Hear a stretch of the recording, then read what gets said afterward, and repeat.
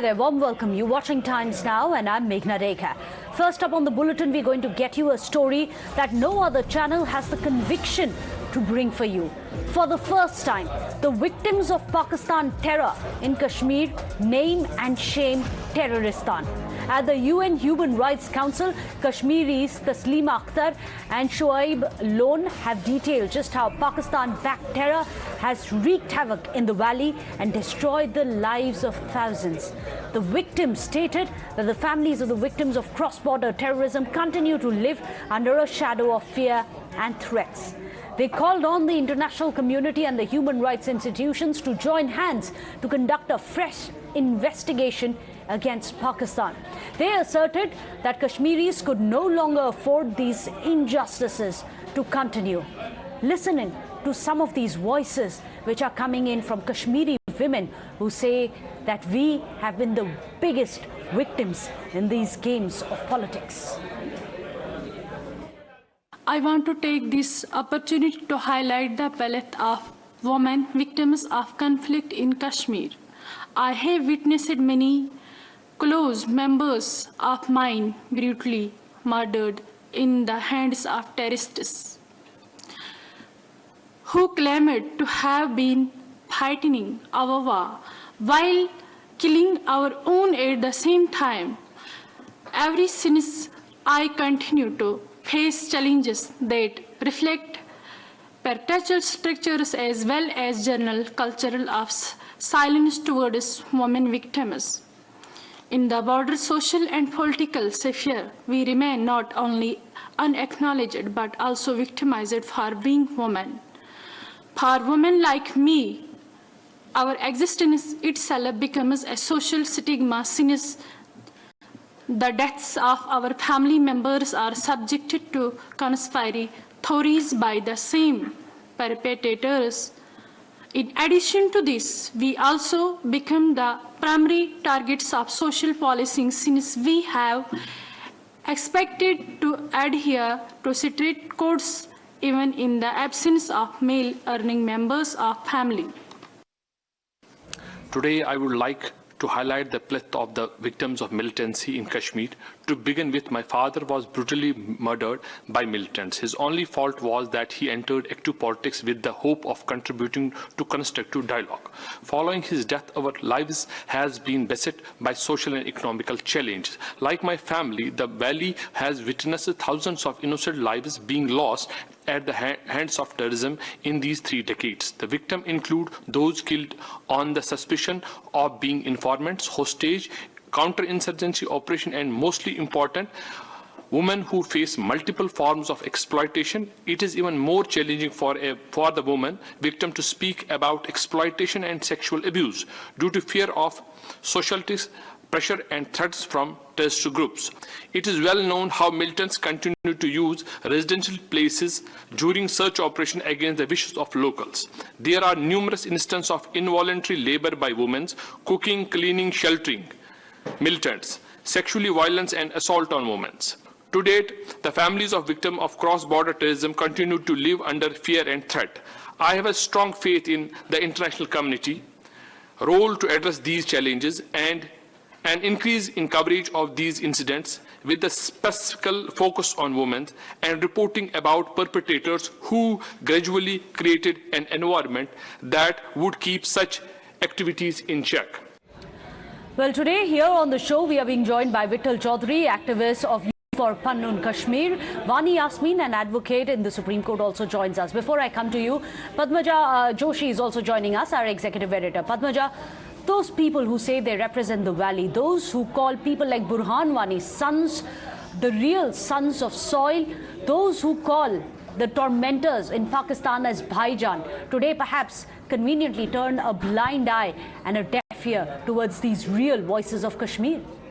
Absolutely, and the most traumatizing part for the victims in this case is Meghna, that for years and years, for decades, Kashmir has bred around it a conflict industry. There are people who have decided to arrogate unto themselves the right to be the voice of Kashmir. They go on international platforms, they talk about human rights violations, they will highlight supposed violations of human rights by armed forces, but they remain completely silent on how Kashmiri civilians and especially women are constantly, systematically victimized, they are raped, they are brutalized, and subsequently they are silenced by this very conflict industry. For the first time, you don't have members of this conflict industry, the so-called rights activists, the people who say we represent Kashmir, but you have actual people who are working at the grassroots. This lady who is working with women's, victims of sexual violence, women who have been sexually assaulted by terrorists, who were picked up from their houses, taken away, their husbands were murdered, their children were taken hostage, and for years those women were not only victimized, but they were silenced. You've got organizations like Millat who make sure that the Sharia is applied. Women like these are told about family honor. They are not allowed to step forward, only so that this one narrative is allowed to go on. And for the first time on an international platform at the UNHRC, such citizens have come forward. Citizens from Pakistan occupied Kashmir have come forward and said this is what Pakistan is doing in Pakistan occupied Kashmir and what its proxies are doing in Kashmir. Back to you. Well, Vani Yasmin, has that been the problem? The fact that these conflict vultures, if you can call them that, have hijacked the real plight, the real problems that the people of Kashmir, the human price that they have paid themselves, unfortunately today have been muted in the midst of this politics and the rhetoric which has been spun? Well, I will tell you one thing. The conflict is bad, very bad. We have gone through this conflict. We are looking this conflict since from the ages now. Due to this conflict, women are the most sufferers, and mostly the children are also sufferers. Women are victimized, and women are literally, due to this, women are stigmatized due to this conflict. It's not only in the Kashmir, it's all parts in the world where the conflict is happening. We, the women in Kashmir, we know the real problem of the world. What is mostly, if we will see the women of Kashmir, so they are physically unfit and they are mentally unfit. Absolutely. Due to this conflict. They are the most vulnerable sufferers due to this.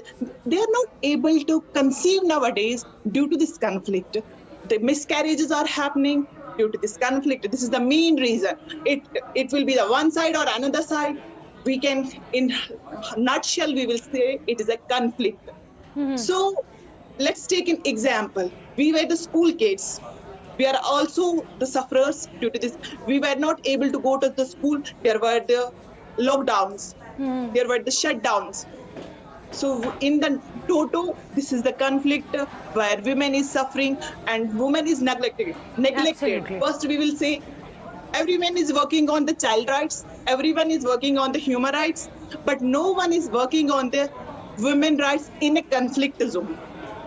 Who do you feel let you down, Vani Yasmin? I absolutely agree with what you are saying, that the real cost that the women have to pay in a conflict zone is what hasn't been spoken or worked towards. But we've had successive governments in place. Who has really let down the women of Kashmir? Doing till date, nobody has done anything till date for the women. Even right now, we have a good governance, but again, they fail to do the best for the women, especially for the women mental health as well as physical health, where women are not able to take care of the children. Even the children's are where the children is facing the brutality due to the women's mental health illness. Even if you go to the clinics, doctors, they can say women are facing a lot of problems in the Kashmir due to this conflict. But unfortunately, this is the reality that the rights lobby wants to hide. They're actually calling their tormentors as the real sons of soil. Those people who have been funding terror have been called Bhaijan. That is perhaps one of the biggest problems. In fact, listen in to Taslima Akhtar. She's called out the brutes, she's called out the terror, she's called out the terror sponsors in this very impassioned speech at the UN. Listen in. I want to take this opportunity to highlight the palette of women victims of conflict in Kashmir. I have witnessed many close members of mine brutally murdered in the hands of terrorists. who claimed to have been fighting our war while killing our own at the same time. Ever since, I continue to face challenges that reflect perpetual structures as well as general cultural of silence towards women victims. In the broader social and political sphere, we remain not only unacknowledged but also victimized for being women.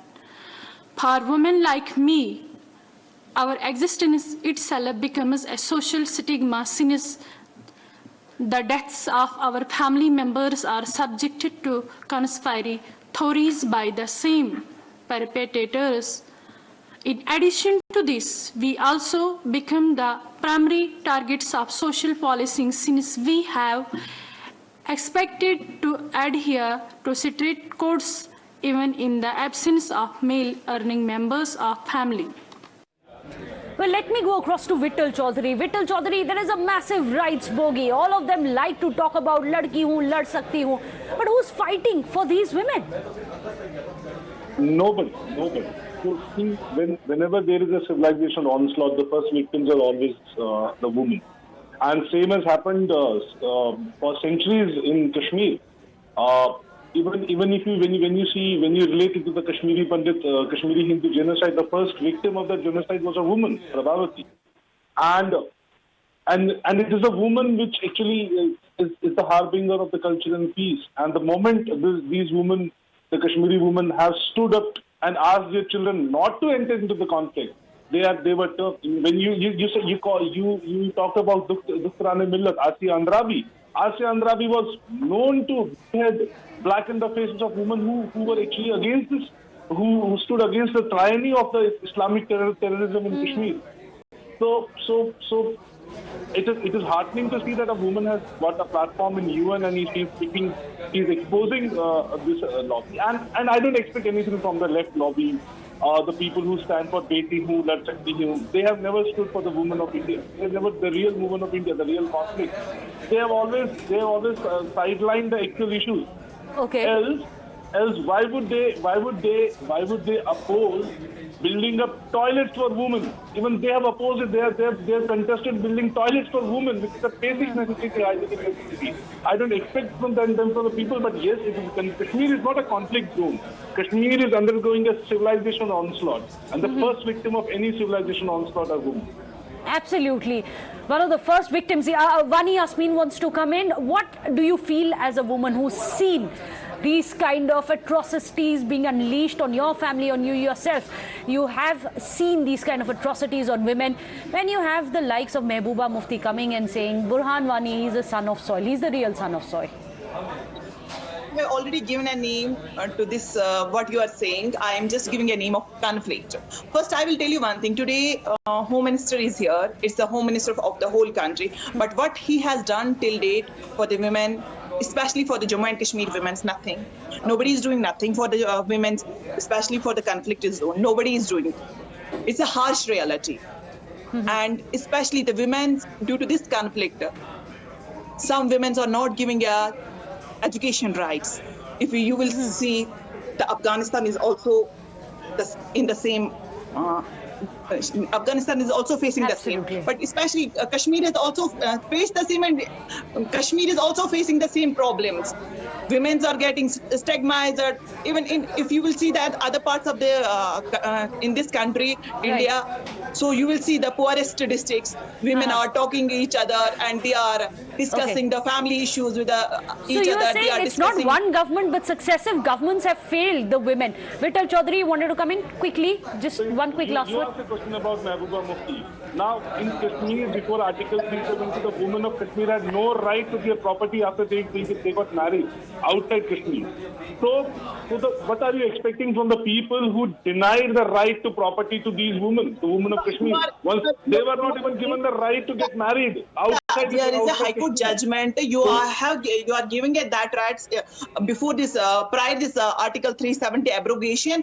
But it was Every woman was opposed by getting the- that it was right. That's opposed I'm by not talking Umar about that. I'm Abdullah's talking about government at the women mental But it was health, and I'm opposed- talking of the it was women opposed by Umar Abdullah's atrocities. government. So why are you It's defending at when you're times talking women about is human the rights? most sufferer, Why and are you women are defending the people like victimized Umar due to Abdullah this and Mehbooba conflict. Muftis and the people before this?